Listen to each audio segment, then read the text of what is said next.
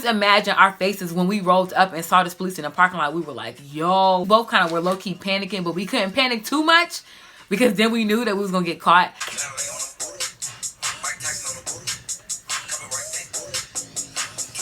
Hello guys, welcome back to my channel. So y'all, I think I want to come up with a new intro. I'm actually really over the whole welcome back to my channel thing. So on today's video, I'm going to be doing the Q&A tag. And first of all, I want to say thank you to everybody who commented on my last few videos, giving me questions, people who DM'd me on Instagram. If you contributed to this Q&A, shout out to you. Thank you. Like, I wouldn't be here without y'all. This video would not be made right now. This video right now would not be made without y'all. So thank you. Like, some of the questions, honestly guys, I really would love to answer all the questions that I was sent, but some of the questions were like a little personal. I have to keep it like, you know, y'all can't know all the business, you know? So yeah. So let's just get right into it. What language do you wish you could speak? I mean, I took 5 years of Spanish, so I feel like I know a good amount of Spanish. ¿Cómo estás? Me llamo Brittany.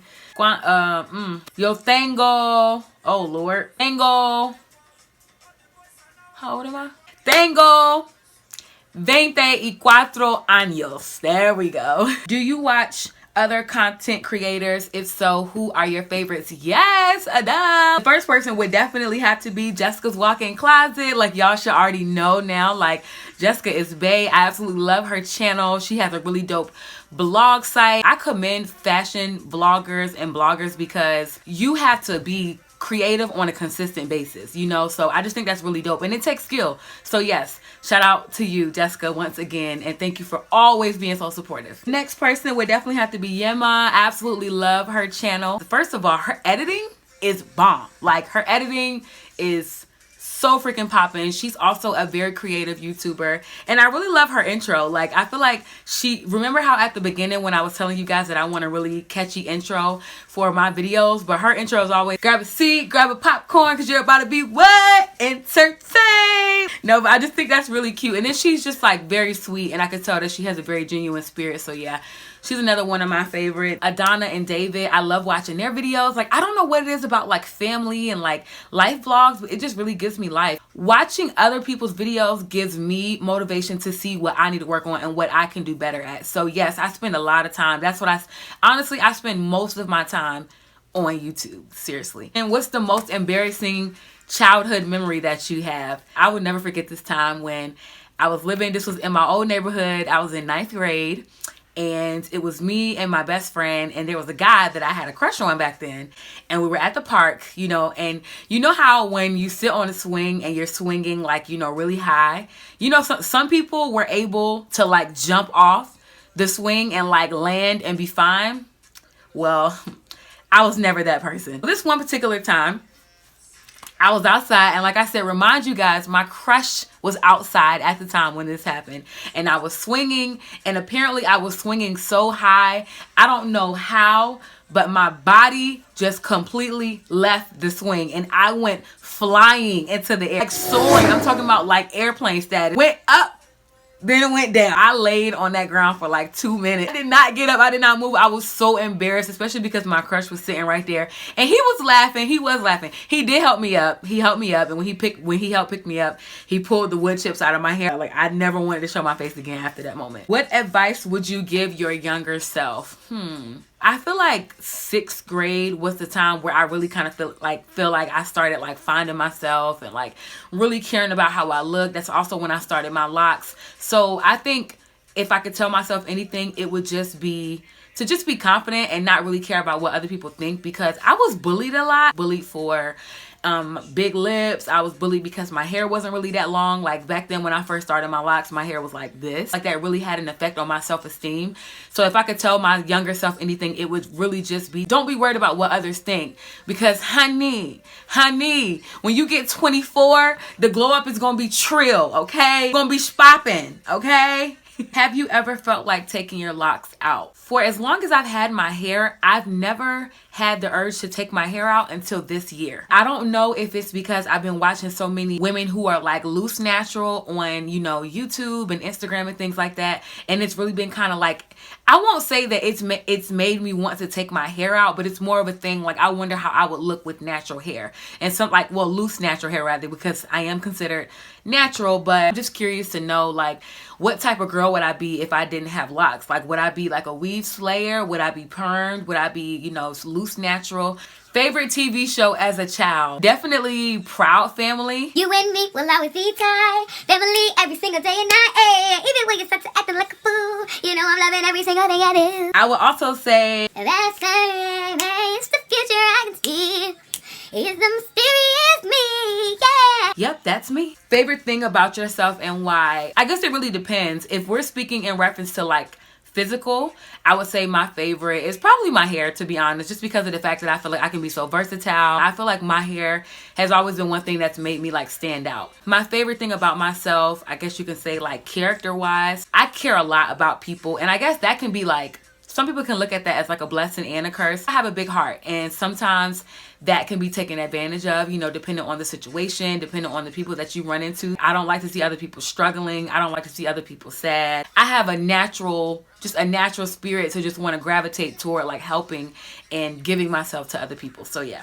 Favorite perfume? Oh my goodness. Without even thinking about it, favorite perfume is Chanel Mademoiselle. Whether it's fall, spring, winter, whatever, like that is, oh my goodness, it smells so good. Like if anyone knows that scent, you know what I'm talking about. That smell is absolutely everything. So this next question was actually really interesting. It came from a fellow YouTuber. How do you manage to stay hyped while filming? Are there times where you don't feel like it, or does it come naturally? Well, that time is actually right now, well after 12 o'clock. I think it's like actually almost 1 o'clock in the morning. I have to wake up in a few hours for work, and I am here filming. This YouTube thing takes a lot of energy. How do I stay hype for videos?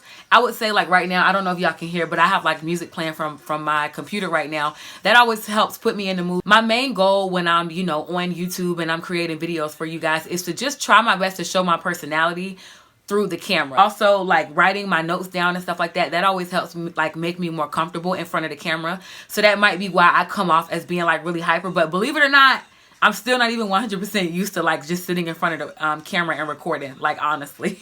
So don't get confused. What profession doesn't get enough credit or respect? The first thing that comes to my head, I would have to say teachers. Y'all gotta remember, teachers sit and have to deal with your bad behind kids every day from 6 to 8 hours a day. If you think about it, kids typically spend more of their time at school than they even do at home. The teachers are really like the brain behind, you know, pushing our children in the right direction. So yeah, I would definitely have to say teachers don't get enough credit, and they should. So if you're watching this and you're in school to be a teacher, or if you do anything in the field of education, like kisses from Locc. Why did you become a YouTuber, and what are your YouTube goals? I've mentioned this before in a few different videos, so I'll try to summarize it. Basically, I became a YouTuber because I used to post a lot of videos on my Snapchat about like inspiration and different things like that. And a lot of people had suggested that I start a YouTube channel, but I didn't really know where to start. And then I was kind of discouraged because, you know, I don't have like a big fancy camera and, you know, like lighting and all those things. Like I didn't know anything about YouTube and like starting a channel. Basically, I decided to tell myself, well, okay, you know, Snapchat is something that expires. Like y'all know, actually, I don't use Snapchat like that no more because I feel like that new update is just like beyond me. Like I'm over trying to figure it out. I told myself my Snapchat story expires every 24 hours. Like when 24 hours is up, my Snapchat story is no longer there. So I wanted to kind of give people something permanent to be able to come back to look at again and again. So I decided, okay, you know what? Let me finally just decide, you know, whether or not I really want to do this whole YouTube thing. And then, you know, I looked up videos and, you know, learned how to like do it and learn how to like film from my phone and, you know, backdrops and stuff like that. So it's kind of interesting because if I look at my videos from when I first started and then I look at my videos now, I can definitely see a ton of progress. Just to make more collabs with people that I like really appreciate in the YouTube world. Oh, also, I think another YouTube goal of mine would be to go to YouTube Black. I would love to experience YouTube Black. If you had a superpower, what would it be? My superpower, I think, would be to teleport because I have so many places that I want to travel, so many people that I want to see. I want to be able to just teleport there. And I guess like in the midst of me teleporting, I want to be able to stop time. If I want to teleport away from work and sleep for like 8 hours and then come back and finish the day, that would be dope. What's the most memorable, wildest trip that you've ever had? The most memorable trip would definitely have to be Panama City, myself and my line sisters, we went in 2015. It was spring break 2015. If y'all have ever seen Project X, imagine Project X for a week straight with all college students on the beach. And I'll just leave that at that. That was probably definitely like by far my most adventurous, wildest, like, wow, did I just say adventurous? Whoa, awkward. Describe your ideal partner. Oh, gosh, guys. I'm so mushy. Like, I was so pressed when I got this question. I was like, yay. With time, I've learned that I really appreciate someone who is like me. Someone who has the same love language that I have. I don't know if you guys have read that book, but I started it not too long ago. I haven't gotten a chance to get like really deep into it, but I can definitely say that I feel like that book is like monumental, especially if you're in a relationship. I don't know what all the author went through to like break down the love languages into 5 things, but he did an excellent job. My top 2 are words of affirmation and acts of service. So I would definitely say that I would have to date someone with like a similar love language that I have. Someone who is romantic, someone, you know, who's like very sweet, someone who's very, very thoughtful, who does things without me having to tell him to do things. If I need gas in my car and he knows that I need gas in my car, like, I want you to just take my car to the gas station and fill it up without me asking. And it's not about the material things. It's about like, it's about the thought that you're putting behind the things that mean so much to me. And number 1 for me, you have to be grounded in God. Like you have to love God. Like, I can't date a person who just feels like, oh, like, you know, I don't really believe in nothing. Nah, my faith is everything to me. So I can't date a person who, you know, does not have faith in God. And then of course he got to be fine. Like, what would you consider your dream job and why? My ultimate dream job would have to be to just travel and to be able to mentor young people. Primarily, it would probably have to be like younger girls. It would just be nice to be able to tell like those young girls who may have been bullied before, or, you know, girls who may have like grew up in the ghetto, you know, and they feel like, you know, they don't have a promising future. I want to be able to create a vision that's possible and to really show younger girls that, you know, you can do it, and, you know, you're not a product of your environment. Funniest story involving a car. This is a good one. Me and my cousin, like, this is like my number 1, my A1 day one. Took my aunt's car. She had went out drinking with her friends and she was like really drunk, and she was in her room, knocked out sleep. And my cousin went in there and got her keys. We jumped in the car and we went to the store to go get like snacks and stuff like that. And then it was so interesting because when we pulled up, this was like after midnight. And when we pulled up into the store parking lot, we didn't realize that the store was actually closed. It was just like a little corner store, like Freddy's or something like that. This was in North Carolina. When we pulled up, we were so freaked out because lo and behold, there was a freaking police in the parking lot. This was probably like 09 or 08 or something like that. So me and my cousin, me and him both were like baby face. Just imagine our faces when we rolled up and saw this police in the parking lot. We were like, yo. We both kind of were low-key panicking, but we couldn't panic too much, because then we knew that we was gonna get caught. We didn't get caught that night. We went home and, you know, that was that. Then the next day, my aunt basically busted us because she overheard a friend of ours that was staying at the house with us that night. She overheard her talking about something, stealing auntie's car last night or something like that. My aunt put 2 and 2 together.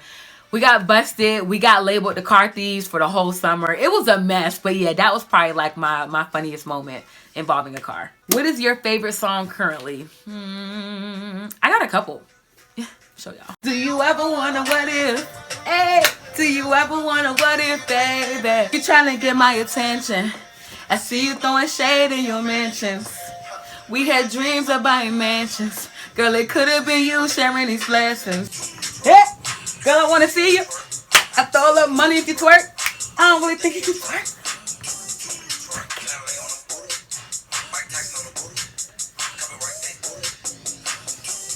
Fine girls want come by, shake back, and I'm so caught up, got me feeling it, caught up. I don't know what to do, and I don't even mind, oh, about loving you. I think that is all of the questions, guys. And again, I was not able to answer all of the questions that I got asked just because, like, you know, I want to kind of keep some stuff to myself, you know, privacy and things like that. So again, thank you to everyone who contributed. Thank you to everyone who sent me questions. If you guys enjoyed this Q&A, of course, definitely, again, give me a thumbs up. Let me know what else you guys want to see on my channel. And I think that's everything. Yeah. Bye, y'all. See y'all later. See y'all later. See y'all on the flip side. See y'all on the flip side. See y'all on the flip side. Flip. Flip. Why I gotta turn everything into a song? Why black people always do that? Everything gotta be a song. Everything gotta be a song. Why? Why? Anyway. Bye, guys.